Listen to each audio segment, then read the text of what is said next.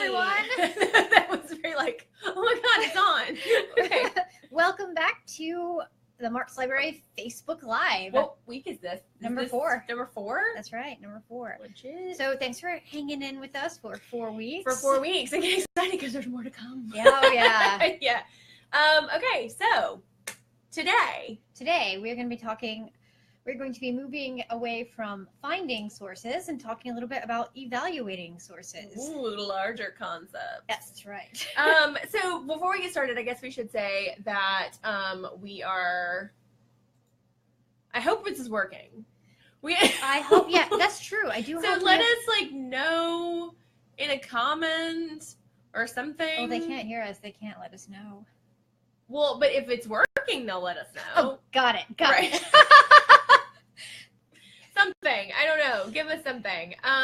So we're live. We hope it's working because we were having some technical. Well, mainly we plugged in a heater because it was freezing in here, and we blew the circuit. Freezing in here, and so then the whole our entire powered down twice right before it started. So we had to plug it back in. So we hope we're working.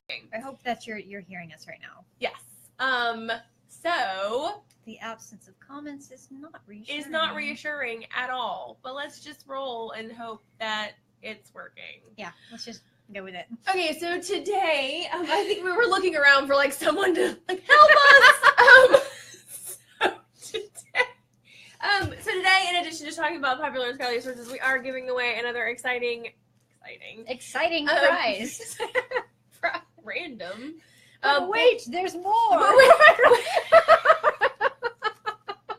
So the first thing is, of course, our default, which is what I think all of y'all need, right? Which is printing. So this is $5 with your name on it if you ask us a question in the comments. 50 pages. 50 pages of printing. I feel like it's The Price is Right. It's 24 cents for that tuna can. I don't know. And then a t-shirt? A t-shirt. Well, it's an ESPN t-shirt from the 30 backwards. I will never be a YouTuber, obviously. From 30 by 30. Now you're channeling Vanna White, right? all the YouTubers put their hands behind stuff to make the camera focus. I don't know. I watch way too much YouTube, obviously. But a ESPN 30 for 30 t-shirt with 30 for 30 is that documentary series, right? Yes. About greats and things like that. And it looks like we have somebody watching, so obviously it's working. Okay, great. Okay. Hello, viewer. That was spastic at best. All right. Okay, so popular scholarly sources. Yes. Why don't we just jump right in to kind of talking about first off what we mean by popular versus scholarly. Sounds and good. Then I thought we would talk about kind of maybe situations for using different types of sources, kind of the context maybe for that. And then to kind of wrap things up, we'll talk about very quickly and very briefly 5 criteria for evaluating them. But we also have a much longer and better produced video. Yes, very exciting video. Starring Beth herself. Me. Starring me to actually break down those criteria into more detail. So we will post that probably in the comments and also probably as a separate video so that it stays up in the videos up there somewhere. All right, so let's just jump right in. All right. So do you want to take it away when we say popular versus scholarly? What do we mean? Well, why don't I just show them a few things? Revenge of the Nerds? What are we talking about? Don't judge me. Yes. Well, yeah, when we're talking about popular, we're not necessarily talking about someone who is super cool versus someone who is super nerdy. I'm super cool, Beth is super nerdy. Or you do the other way around. Well, that's what they're expecting, right? Neither one of us are super cool. Wait. You expected to be the popular one? Oh. We're both cool. So when we're talking about popular publications, we're talking about the kinds of publications that are designed, I think I just grabbed 2. Yeah, I think I did. Yeah. Designed to be read. Props.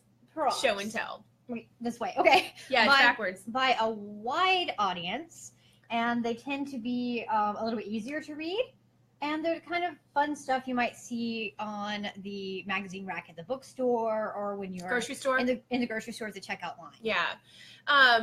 So kind of your more trendy kind of publications. So, like Cosmopolitan, if you guys even still read magazines anymore. I know magazines have sort of lost some of their like luster, but that kind of thing. They're really kind of intended for popular audiences. Yeah. But they can, that's not to say, and I always want to kind of make a little caveat to that conversation. Doesn't devalue them in any way. Right. They're not useless. They're not rags. They're just a different kind of talking about like Star. National Enquirer. Right. Hiring minds want to know. Yeah, so we're not talking about that, but they have value. They're just not often what students or faculty or kind of what we would expect to see maybe in an academic situation, right? And that's where that second type of source comes in, which is the scholarly source. And Stephanie has more props for that. I do. There's a big distinction between the two of them, and the big one is that these are really written for experts by experts.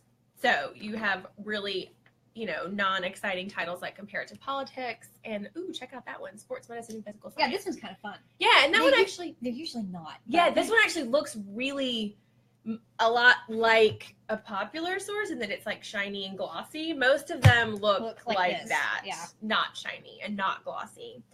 But situationally, we kind of tend to use scholarly sources more in academic writing. Yes. And when you're doing your coursework, especially, your professors are typically going to expect these kinds of sources. Yes. So when you begin doing your research, it's important to keep in mind that when you're looking at a source, especially if you've just found something Googling, to Google. To think about whether it's a scholarly or popular source. Yeah. And so sometimes kind of another popular source which students run into a lot, which is in our library databases, which I think sometimes confuses people, are newspaper articles. Yes. And so newspapers would be considered a popular source, right? They are not scholarly. They're not based on original research in any way.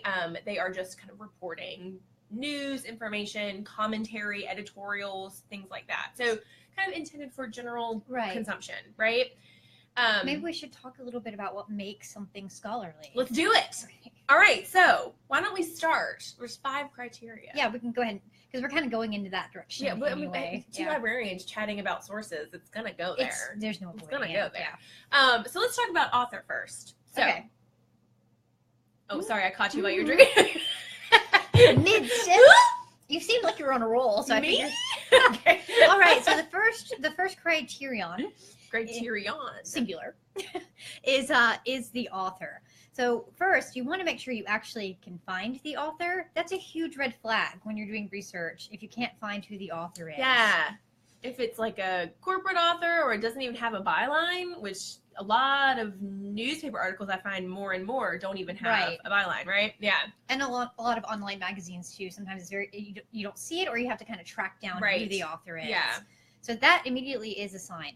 You identify the author, you want to think about that person's credentials. Who is this person? The authors in scholarly articles tend to be experts in something very particular. Comparative politics. Yeah, that's pretty specific. Probably comparative Latin American politics. Right. Yeah. And they are very often PhDs too. Yes. So we can actually maybe... And they're often writing for other people, experts in that discipline, right? So this is not, as opposed to a popular source, not intended for general people's consumption. It's not beach reading. Right. It's for other people who want unless that's your beach weekend. Who know about and want to know about comparative Latin American politics. Yes. Right, so, and that actually gets us to the second criterion, which is audience. Yes. Yeah. So, unlike popular sources, the audience for scholarly sources are, like we said a second ago, they are a very specialized group of people. And they are interested in that topic because they are either writing, researching, about to be graduate student in that area. So they really don't have to draw in an audience. That audience Right. already exists in that scholastic group, right? That group of people. Whereas popular magazines are trying to, they're trying to sell magazines. And ads. And ads. Yes, actually, you look through this thing, you'll see, like half of it is advertisement. Yeah. So Ads. because of that, you'll see that they just look a whole lot more flashy. Yeah, they're trying to get your attention. And in an academic journal, scholarly academic journal, the content is more important than the appearance. So if you look at one like this, you're going to see it's very colorful, lots of photos, lots of fonts, lots of stuff happening because they're trying to draw in as many people as possible. And the articles tend to look that way too. Lots of pictures. Yeah, see lots glossy. of pictures, lots of like infographics, colors. So things to Let's keep get you a compare. engaged. Where's the comparative? But if we look at this one, charts. yeah, we have a nice chart. Ooh. No pictures. Chart. You're lucky if you get a graph. It's not even color. Yeah, you get excited when you're like, oh, a chart. Mm-hmm. So and that kind of moves us back to the next criteria we've already started talking about, which is appearance, right? Right. But remember, not everything that is scholarly takes the form of a journal, like in paper, Mhm. right? There are some strictly online journals. In fact, I would say a large part of what we have is online. Right. We brought these in today as props to show you what they look like. But when you're looking in library databases, it doesn't look like this. Right. Right. But remember that a lot of the stuff in our databases is born print, like Mhm. it exists somewhere in its life like this, which we can talk more about maybe in a different video. Yeah, that sounds like a good idea. like kind of like how that works. Mhm. Okay, sounds like a plan. We'll write that down. So you might, when you're looking through the databases, you're not going to get the initial impression that looking at Sports Illustrated gives you, or looking Right. at comparative politics. Yeah. Okay, and so last one, and this is my favorite. This is my favorite criterion. This is documentation. Yes. So Possibly the most important. probably the most important, right? Yes. So big, huge difference. Most of the time in a popular article, whatever, you're not going to have You a see Atlantic long for a while. list of a work cited or bibliography or even just like sources consulted. Yes. In fact, in this article is a good example. We have a whole list of historical facts, and we don't have a single citation. However, But if we look in the scholarly source, which is also dealing with the political, I chose this one because it's dealing with political issue. Yeah, and this one is too. And we get a bunch of facts, but you see they've got all Multiple of these pages. citations. Yeah, multiple pages. So they're telling you where they're getting their information from. Yeah, and also most scholarly journals take kind of a conventional form, right? Mhm. So they'll at the very beginning they'll do what we would consider kind of a lit review. So they'll look at other literature in the field. And why that's important is because they say who else Mm-hmm. is participating in that conversation. Right. Right. So we're kind of either scholars they're agreeing on and building from, or scholars they disagree with, whatever. It's still situating it within sort of a scholastic context. Right. So they're now participating in this conversation, and they're letting you know where those ideas are coming from. Right.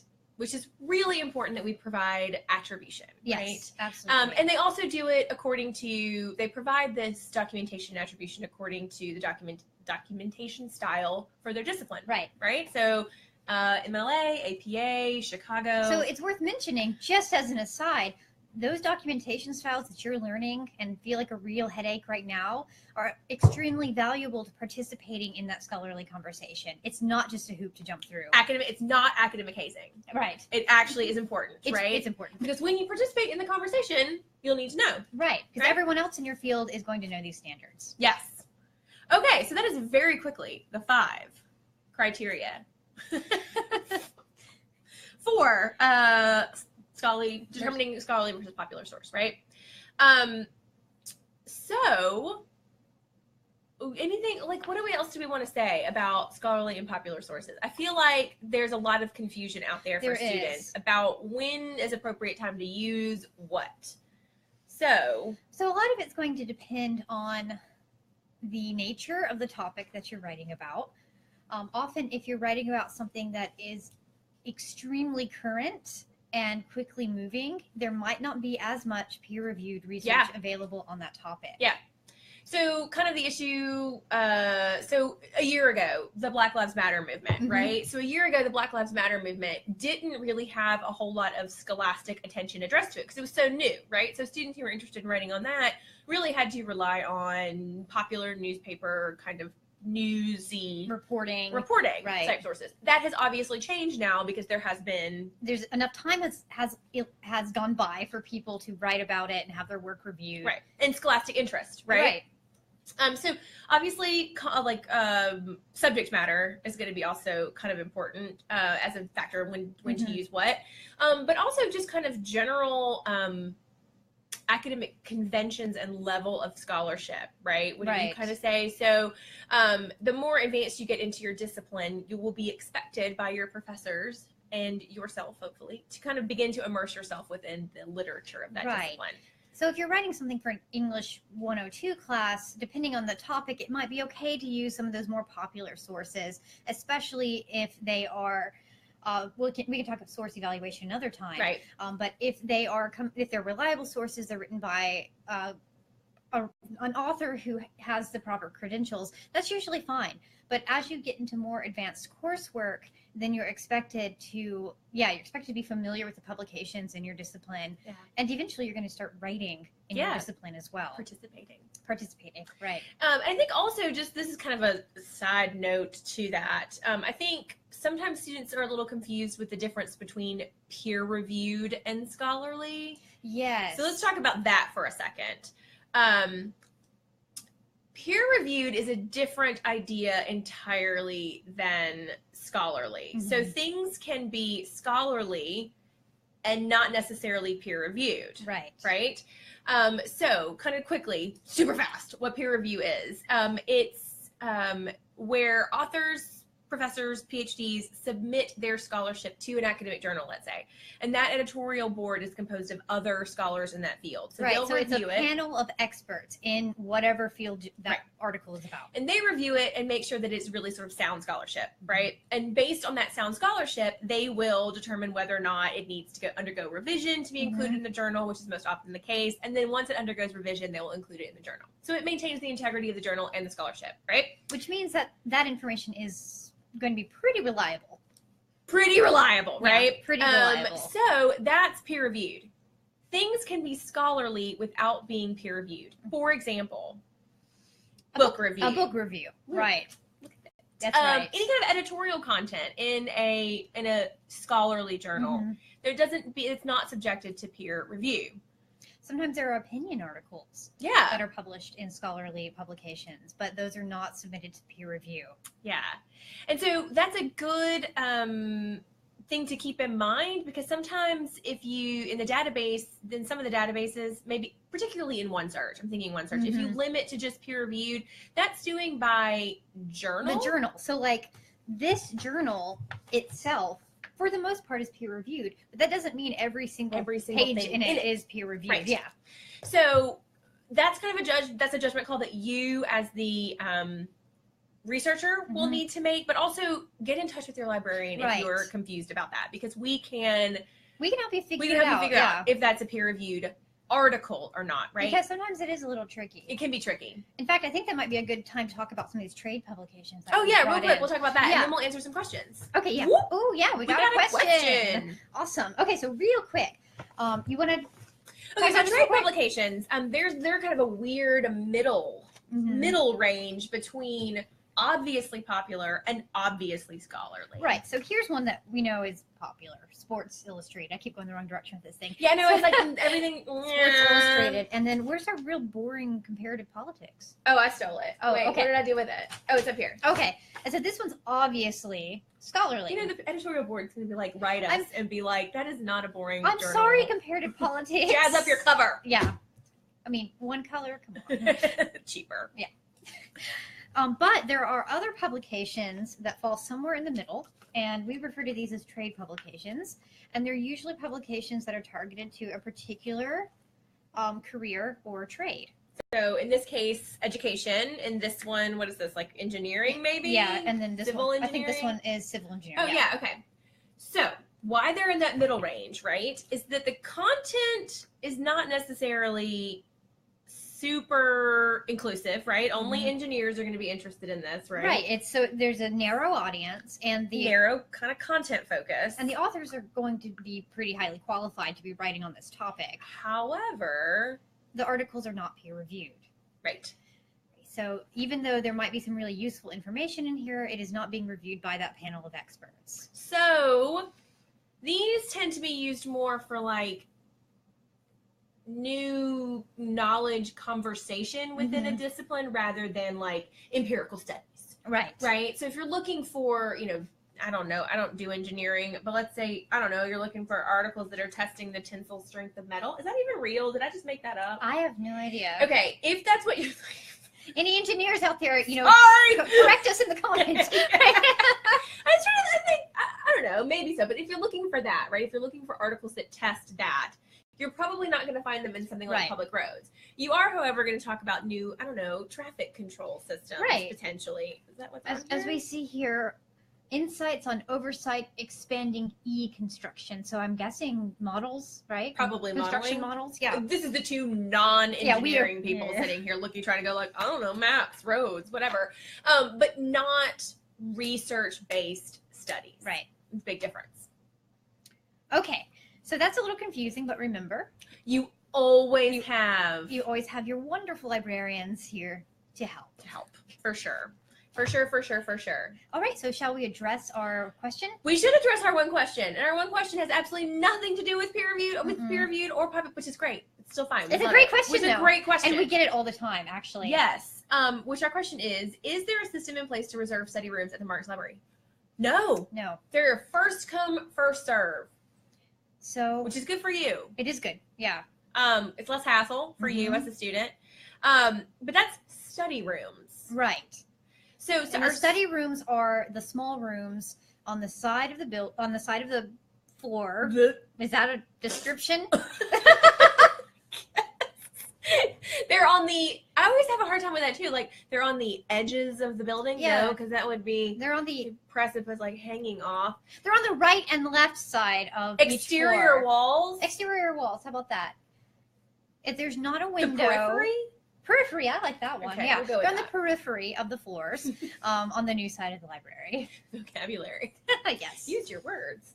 Yeah, so those are first come, first serve. And they are primarily intended for groups. However, if you're in there just by yourself and it's not busy, you're fine. Right, we won't kick you out. There is a reservation system, however, for our larger, what we would consider group, like meeting rooms. Right. So if you need to have a meeting for an organization, I would say or 20, club, or maybe 10 or more people. 10 or more people. I mean, because you're not putting 10 people in the study room. Not easily. It's no. like packing people in a Volkswagen. Yeah.